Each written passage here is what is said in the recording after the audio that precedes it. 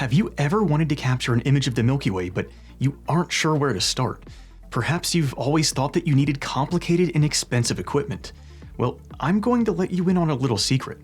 You don't, and better yet, you likely already have everything you need. Hi, I'm Dylan with HighPoint, and I've been imaging the Milky Way for over a decade. And today I'm going to show you everything you'll need to know to capture real photos of the Milky Way that you'll actually want to share with your family and friends. So like, subscribe, and stay tuned.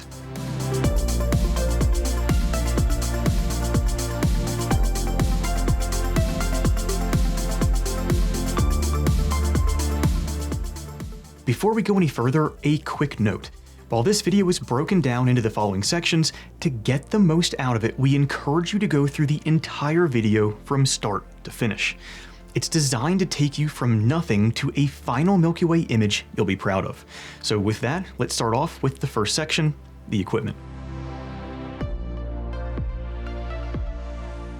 The list of essential gear needed to begin your journey into Milky Way photography is fairly minimal, and if you're already interested in photography in general, then you probably already have what you need: a camera and a lens. Now, a tripod will certainly make it easier to capture the Milky Way, but I've seen plenty of people prop up their cameras on rocks or similar nearby items, so don't let the lack of a tripod stop you from getting your Milky Way photo. Now that we've covered the very short list of essential gear, let's talk about some gear that's nice to have. Again, nothing I'm covering from here on out is essential, but it could make your experience more enjoyable and yield more impressive Milky Way photo results. The first and probably the most valuable piece of extra gear to have is a tripod. While you may argue this is essential, there are ways to capture the Milky Way without a tripod, but we'd also consider this a borderline essential piece of equipment, which leads us to the second piece of gear you'll likely want to have: a star tracker. A star tracker allows for longer exposures, which can take a good Milky Way photo to an amazing Milky Way photo. What's important to know about a star tracker is that it opens up many possibilities when capturing the Milky Way, and if you can see yourself doing this hobby long term, I think it's worth picking one up. I actually own 3 of them, so that's gotta say something, right? The third piece of gear that's nice to have is a fast lens. We can certainly capture the Milky Way with a kit lens, but there are limitations to what an f5.6 or similar lens can do in such low light situations. It's worth noting that having a star tracker lessens the limitations of a slow lens considerably, because you can expose for so much longer. So that's something to think about. If you're totally new to the world of photography, then you may be asking yourself what a fast lens even is. So I'll explain it quickly without going into too much detail. A lens's aperture is the opening that allows light to pass through it and reach your camera's sensor. Aperture is measured in f-stops, often seen as f/a number. The lower the number, the faster the lens, the more light it lets through. For Milky Way photography, we'll want to keep our lenses either completely wide open or as close as possible without star deformation. We'll talk more about star deformation and how to mitigate it later in this video. The fourth piece of gear that's nice to have is an intervalometer. This device allows you to control all the settings you'd need for Milky Way photography completely hands-free, eliminating the shake often introduced when clicking the shutter button. If your camera already has a shutter delay function or a built-in intervalometer and you're happy with your maximum exposure time, then you probably don't need one of these, but it's worth mentioning just in case. The fifth piece of gear that's nice to have is a dew heater. If you live in a humid area, there's a chance that you'll end up having some sort of moisture on your front lens element, especially if you stay out long enough. This typically shows up as a general fog in your photos. I've actually had multi-hour-long time lapses completely ruined from a foggy lens that a small, cheap USB-powered dew heater could have easily prevented. The sixth piece of gear that's nice to have is a power bank. This doesn't need to be huge, but larger power banks are more resilient to extreme temperatures than camera batteries are. Cold temperatures will especially drain batteries, and if it's cold enough, they may not work altogether. A power bank allows you to plug in everything you want at once for a worry-free experience. I plug in my camera, star tracker, and dew heater on my outings, and it is so nice not worrying about any batteries going flat mid-shoot. The seventh and final piece of gear that's nice to have is a Batinov mask. This is a small focusing aid that takes all the guesswork out of fine focus. These are lightweight, highly portable, and cheap. You'll need to find the right size for your specific lens, but once you do, it makes getting perfect focus on stars easy and fast. And now that we've reviewed all the gear you can use to capture the Milky Way, we need to start planning out our shot. The planning phase is probably one of my favorite parts of the entire process. There's just so many possibilities, and that's why we need to be prepared with a plan. So here's some things to be aware of when planning your outing. The Milky Way core isn't available all year long. If you're in North America, Milky Way season is typically from February to October, with prime time imaging opportunities between early June to late August. I use Stellarium to see where the Milky Way is at a specific location in time, but you're welcome to use whatever planetarium app you like most. The next thing to consider is the moon. The moon will heavily impact the contrast and detail of your Milky Way shots due to its brightness. A general rule of thumb is that your perfect window for imaging the Milky Way is 3 days on either side of a new moon. So you're looking at a span of roughly 7 days where you can capture the Milky Way without the moon's light interfering. It's possible to get some great shots with the partial moon phase present, but just keep in mind that it will be affecting your photos. Something else to consider is the weather. This one's pretty obvious. You can't capture the Milky Way through clouds. Sometimes sparse clouds can add a little dynamic movement in your Milky Way shots, but it's more than likely that they'll just end up being in the exact place that you don't want them. So use your favorite and most reliable weather app to make sure the skies are as clear as possible. I tend to use Astrospheric and then compare what it's predicting with several other sources just to be sure. And if they end up varying wildly, then it may be better to find another spot or try another time. Another consideration is the darkness of your sky. It's always ideal to get away from light pollution. Now, this is an easy thing to say, but for most people, it's not an easy thing to do. Looking at this light pollution map, it becomes apparent why. Most of the population simply lives too close to major sources of human-made light pollution. If you're lucky enough to live close to a dark sky or are in a situation where you can travel to one, I highly encourage you to do so. You'll have a much easier time getting a great Milky Way photo. If you can't escape light pollution, you'll need to spend more time imaging and stacking your photos to bring out that detail and contrast, but it is still possible. Another thing to consider is time. Plan to put in enough time imaging the Milky Way that you'll be happy with your result. When stacking your images to reduce noise and bring out that fine detail, you will want a solid number of photos. There are diminishing returns due to the nature of stacking algorithms, but it's always a good idea to get more than less. Some may need to be thrown away due to gusts of wind or other factors beyond your control, so I'd recommend shooting for 30 to 40 total frames at least. One last thing to consider for those who want to do something a little extra: add some foreground interest to your shots. The Milky Way itself is absolutely stunning, but adding an extra little something in there with it can truly set your photo apart and make it uniquely yours. To keep things simple for the beginner phase, try to choose an object that is geometrically simple. Trees and bushes are notoriously difficult to work with in post-processing, mainly because there are so many contours between branches and leaves. Let's focus on keeping this simple for now. It's a beginner's guide after all. Next up, we'll look at the camera settings and concepts that you'll need to be familiar with to capture your Milky Way shot. Due to the massive amount of different camera manufacturers and models, it's impossible for me to cover them all, especially in terms of exact menu navigation and button layout. So instead, I'll help you understand the overall concepts to get your settings totally dialed in. The first concept should be easy. This is turning off autofocus. Now, why do we want to manually focus our lens? That's mainly because it's really dark at night and almost all cameras will fail to find focus when pointed straight towards a dark sky. Instead, you'll use the focus ring found on the lens itself to dial in perfect focus. A good method to do this is by getting your camera pointed directly at a big, bright star and then zooming in digitally. I emphasize digitally because you'll want to leave your lens at the exact focal length you'll be imaging the Milky Way with, so don't adjust your zoom ring. Once your star is nice and big by digitally zooming in, you can begin adjusting your focus ring until the star is as small and pinpoint as you can get it. This can take some trial and error. If you don't like trial and error, this is where a Bahtinov mask is perfect. The next camera setting we'll look at is the image file format. You'll want to be shooting in RAW if possible, not JPEG. JPEG file sizes are smaller, but they're smaller because they don't capture as much data.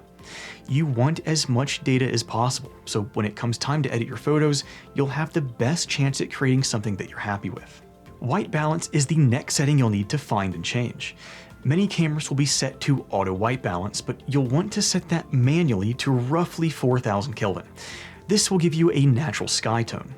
It's a simple setting to change and one worth doing right away, even though it can be done in post-processing. It makes reviewing your images in the field more satisfying, and you won't think something has gone terribly wrong. Finally, you'll need to turn your camera into full manual mode. What? It's important, you need to! But really, it's not that complicated, and instead of telling you about the complex equations to figure out the perfect settings, I'm going to give you a general starting point for your aperture, shutter speed, and ISO. From there, we'll talk about how to adjust these settings so that you'll be able to get a great Milky Way image no matter where you are or what gear you have. Now that you've gone through your camera and changed all the previously discussed settings, we can talk about the settings you'll need to be aware of when you're outside under the Milky Way. We talked about focusing earlier, so this should be familiar to you. You'll get a bright star centered in your frame, digitally zoom in on it, and adjust your focus ring. You don't need perfect focus here, so don't spend too much time getting a perfectly round star at this point. That comes later. To find and frame the Milky Way, you'll lower your shutter speed to something like 3 seconds, shoot at the lowest aperture you can, and crank up your ISO. You're not looking for image quality here, you simply want a way to locate the Milky Way and check your framing using the image review. Take an exposure, review, move your camera to better frame the Milky Way based on what you saw, and then repeat the process until you're happy with your framing. Now you can dial in your settings, those being aperture, shutter speed, and ISO in that order. To begin, set your aperture to the lowest f number you can. Take a test image and check the shape of your corner stars. If they show up heavily deformed, you have two options. Option 1 is to move on and accept that you'll crop them out later during post-processing. Option 2 is to stop your lens down a stop or two, which should significantly improve their shape.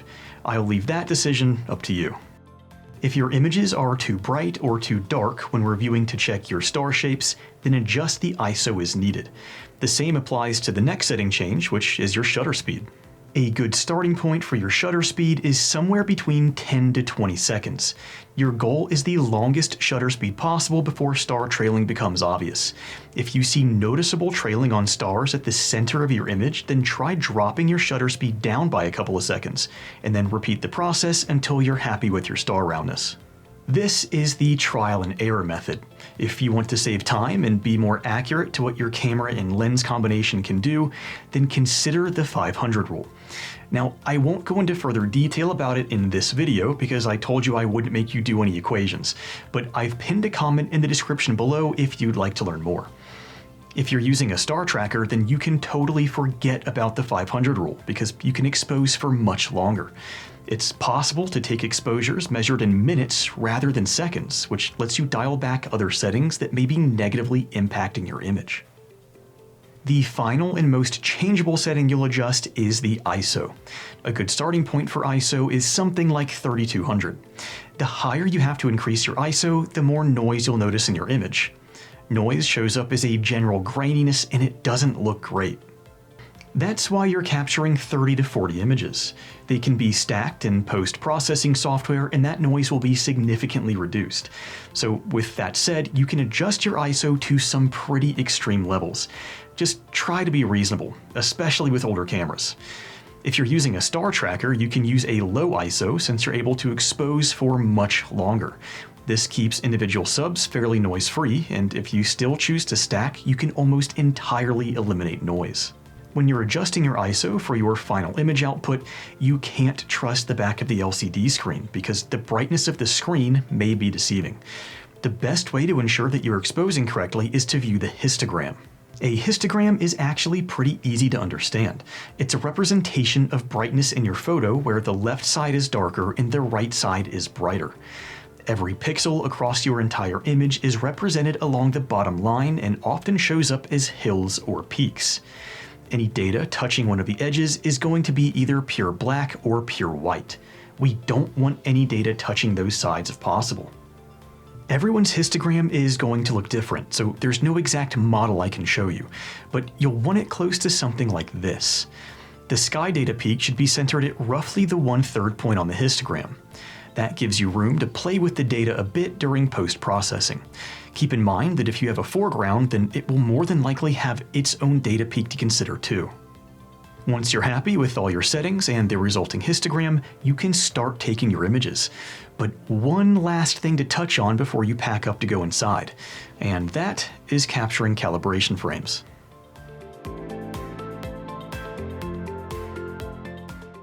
Dark and flat frames, called calibration frames, are important if you're trying to get the absolute most out of your astrophotography. But with this being a beginner tutorial, we're going to skip them here as they can add a lot of complexity and time to your imaging. However, for those who want to get the most out of your Milky Way images, we've gone into tremendous detail on what they are and how to take them in our accompanying article. A link is in the description below. Okay, now that you're gathering your 30 to 40 images and potentially your calibration frames, we're ready to import and begin the stacking and editing process.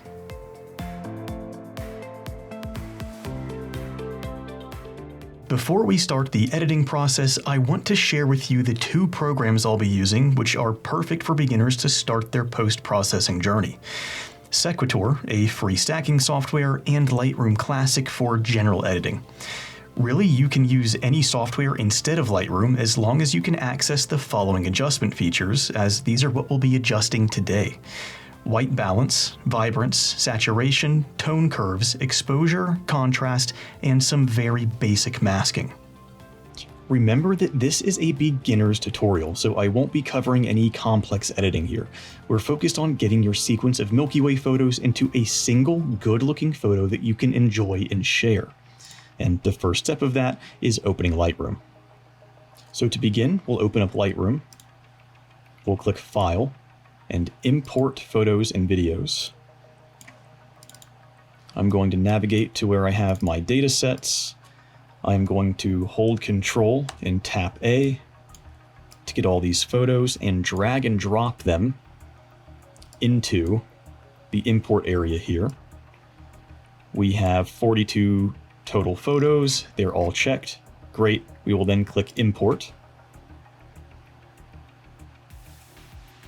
We have a little progress bar on the top left here. I like to navigate towards the middle of the photos. You don't have to, it's just what I like to do.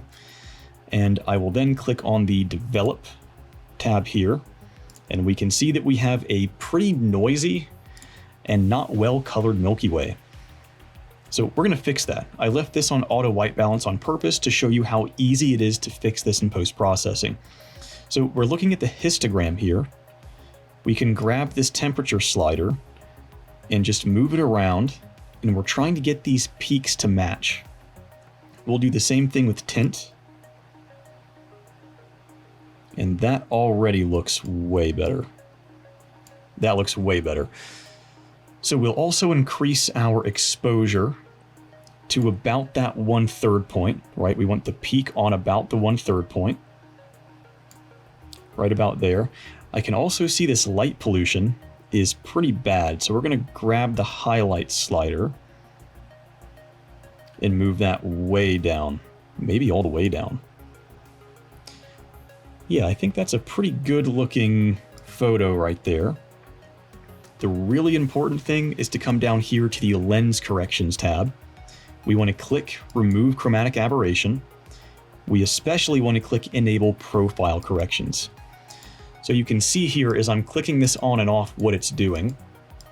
So it's detecting the lens that I was using, and it's removing that vignette and that sort of fishbowl effect from the edge of the photo. Okay, so that is a usable photo. But now we want to apply these edits to all the other photos. So I'm going to make sure that I have the one selected that I want down here, the edited photo. Hold Control, tap A. We've selected all the photos, and now we're going to click the Sync button right here. You want to make sure every single one of these is checked, and then click Synchronize. And we're going to give this a second to do its thing here. Okay, and after a bit of waiting, we have all these files synced with all the same settings. So perfect. We now want to do the same thing, Control A, just to make sure they're all selected. We'll go to File, and then we want to export these so we can get them into Sequitur. So File, Export. We'll leave these all defaults. The only thing we really want to change here is the image format. This is probably going to be JPEG for you. So you're going to click this down and choose TIFF. Also, we want a 16-bit TIFF, not an 8-bit TIFF, right? We shot in RAW. We want the full amount of data, so use 16 bits. So a 16-bit TIFF, everything else can stay the same. We will click Export. It wants us to choose an output folder. I am going to create a new folder, and we're going to call this Prepped Milky Way. Yeah, I think that's fine. Prepped Milky Way. So we will select that folder, and it's now going to export these files. You can see again we have a progress bar here on the top left. So it's going to spit those files out and open that folder up when it's done. And from there, we'll grab those files and get them into Sequitur. After a bit of waiting, we now have all of our synced and prepped Milky Way images here. So I'm going to minimize that. I'm going to minimize Lightroom and open Sequitur. So immediately on this top left section here, we see we have 2 red circles. So that means that we need to do something. Right, this is saying red is stop, and you'll notice that when we actually address these, they turn to green circles, meaning you're good to go. So star images, those are going to be the files that we just output. So let's open that back up. Same thing here, hold Control, tap A. We're going to drag and drop these into Sequitur. And it's saying, what category are these? Well, these are star images, right? These are our Milky Way images. So we'll click OK. And there we go. And you can see this red circle is turned to a green circle. It's saying we have 42 files. That's correct. Now, the base image, you can change this. You usually won't need to. It selects the middle image. And this image is just where all of your other images are being stacked on, right? It's the reference image. So for this reference image, you want to make sure that you don't have any satellite trails, bright planes, or anything weird. You want this to be a good reference image. So if you need to change this, and in my case I don't, but if you need to change this, you would click this here, and then you could go through, select the right folder here, you could go through and find an image that doesn't have any satellite trails. In my case though, I'm fine, so I'll leave it. Noise images, this is where you would put your dark frames. Same thing, you would double click, navigate to it. And then vignette images are your flat frames. Same thing, you double click, navigate right to them. In my case, I didn't take any. Pretty rich coming from me, right? Anyway, the output, this is just saying, where would you like to save this? So we are going to go into the Prepped Milky Way, and we'll give it a file name. This will be called Sequitur Milky Way Output, just so we know it's come from Sequitur when we're looking through this file folder later. We want it as an uncompressed TIFF. That's perfect. Let's save it. Okay, we have a green circle here now as well. So we'll move down to the Composition Align Stars section. If you don't have a foreground, you can actually leave this to accumulation, click Start, and you're done. In this case, we have a foreground, so there's one extra step, and that's going to be clicking Freeze Ground. And you can see when you hover over this, it actually gives you a tooltip. So we're going to do Freeze Ground, and when we click that, you can see that the sky region, full area right here, that turns red, so we have to do something. So I've double-clicked this, and now you see I have a little cursor here. I am going to, actually, let's click Auxiliary Highlight. That's helpful as well before you do this. Then you're going to click. And when you click, you can see we now have some helpful highlights just to show some boundary lines. And what we're trying to do is get only the sky painted green.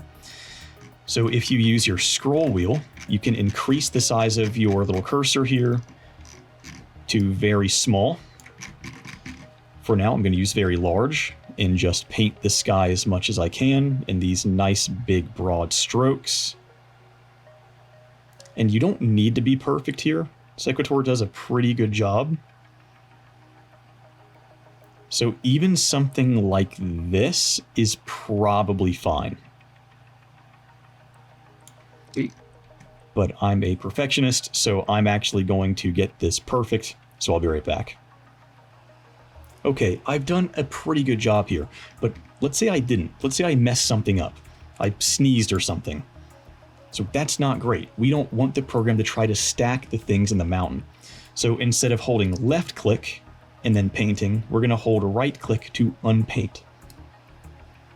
So you can see this is now turning red, and the same thing would happen for the sky too. So you can see I'm unpainting here. We're going to go ahead and repaint that again. And now that that looks good again, let me fix that one little spot there. Now that that looks good again, we can go ahead and click start. So I'm going to leave all of these settings on auto because honestly, auto does a really good job as long as you have enough data. So we're going to click start. And you can see here, we're met with a pop-up where it says that it's processing. It's telling you exactly what it's doing frame by frame. It gives you the elapsed time here and the remaining time to the right of that. So only 35 seconds, but I'll see you when that's done. Okay, so Sequitur has finished and we have our new photo and it's given me the output right here. And it looks great. We're going to compare that with the base image we had. So we still need to make some edits in terms of exposure. That's what we're about to do in Lightroom.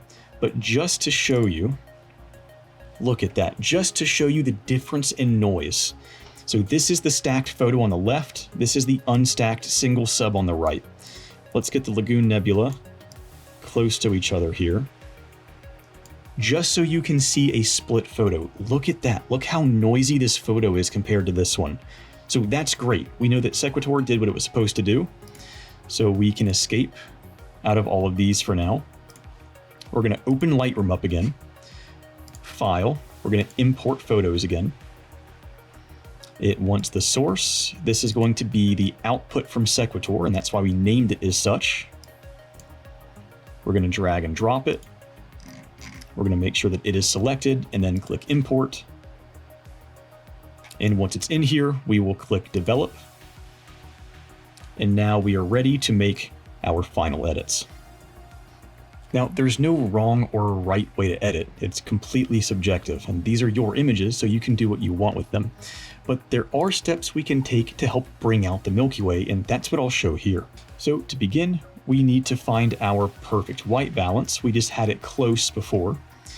And to do that, we need to increase the vibrance and saturation completely. So that doesn't look great, but it's okay. We're going to walk these back a little bit. But first, we want to play with the temperature. And what we're trying to do is find where the Milky Way has the most color in it. And I think something like that is just about good. And we'll do the same thing for the tint.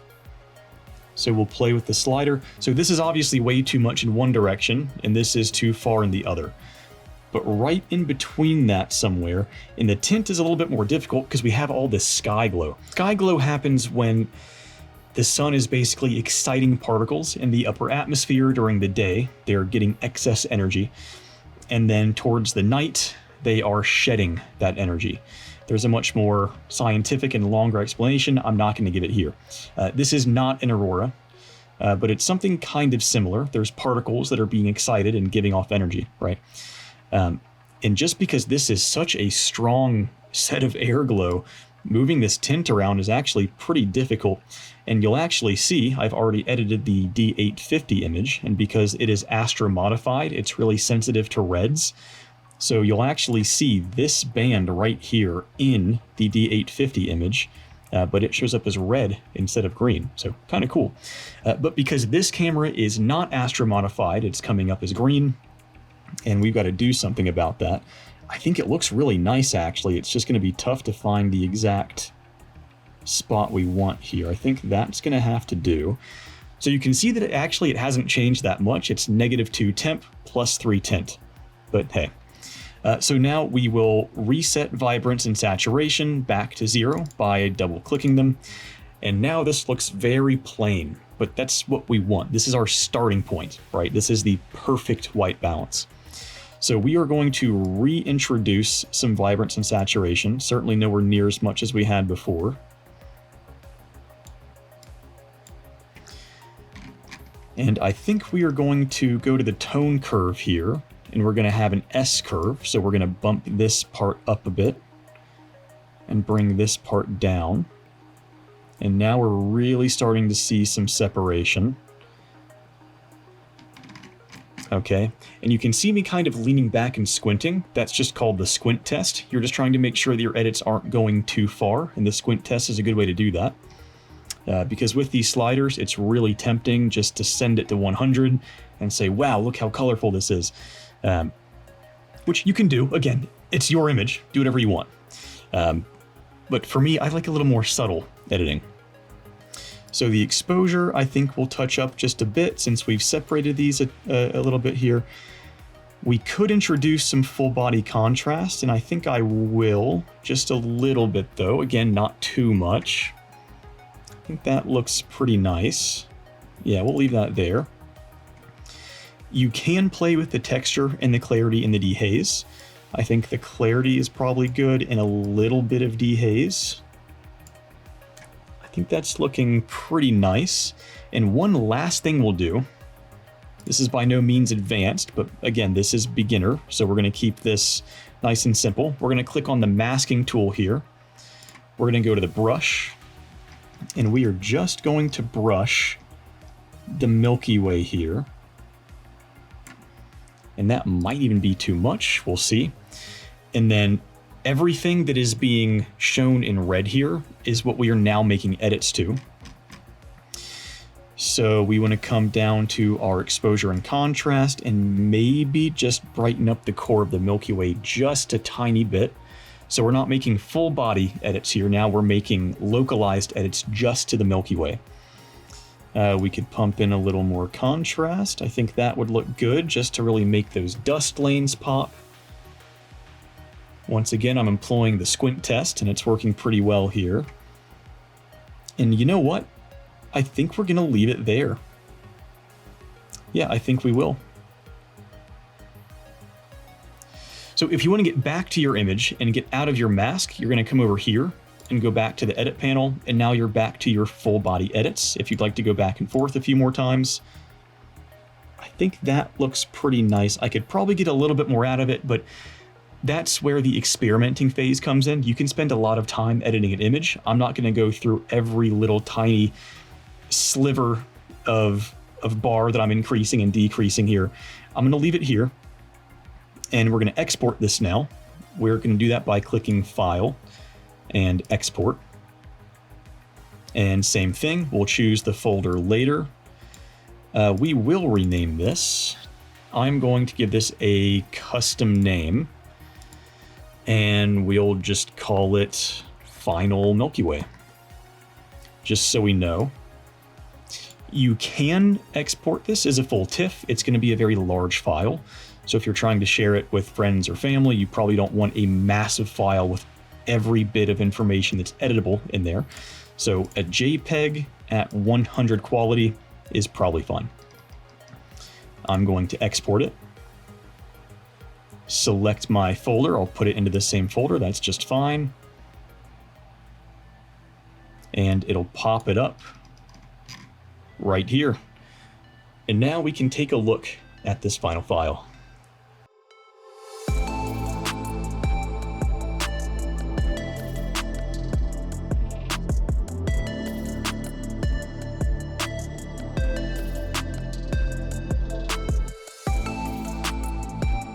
As you can see, with some clear skies, good data from proper settings, and a little basic editing, you can get a great Milky Way photo.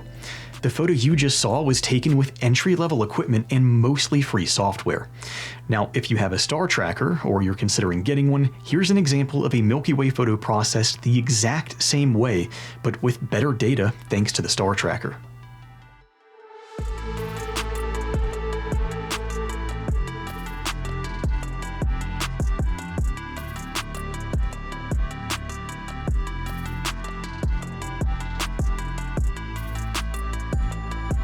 Okay, and that's it for a beginner's guide to capturing the Milky Way.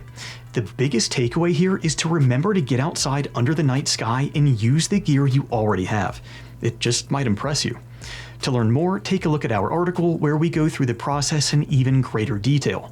A link is in the description below. I'm Dylan with High Point. Like, subscribe, and clear skies.